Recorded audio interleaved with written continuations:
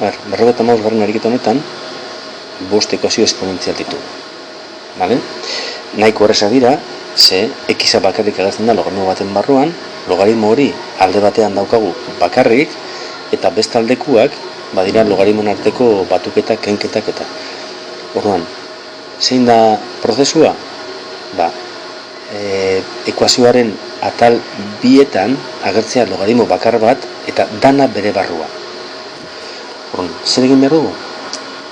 Lehenengo ariketa honetan adibidez, aplikatu propietateak, ez? Logaritmoak batzen badaoz, aldo idatzi, dala bidezkaketaren logaritmoa, 17 bidera mairu. Eta orain, x-a izango da 17 bidera mairu.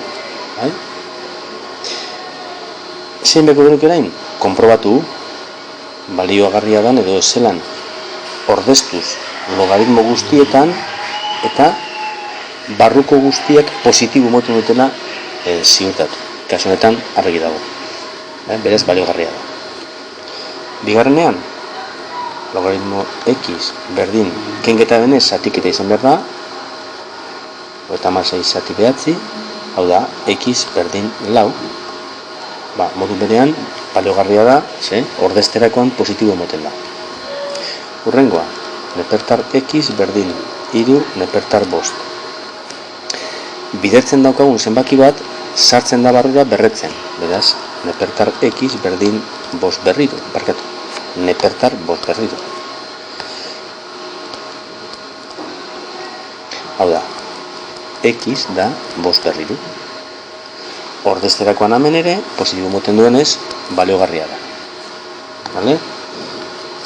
Eta azkenengo bietan, antzeko gauza bat. Lehenengoan,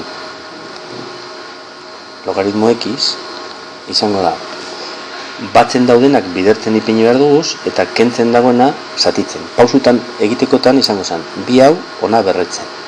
Bai? Eta gero, goiko biak hauek goian ipini bidertzen eta hemen geratu dana zatitzen ipini. Izango zen, logaritmo zatiketa bat 12 bider 25 zati 6 berbi.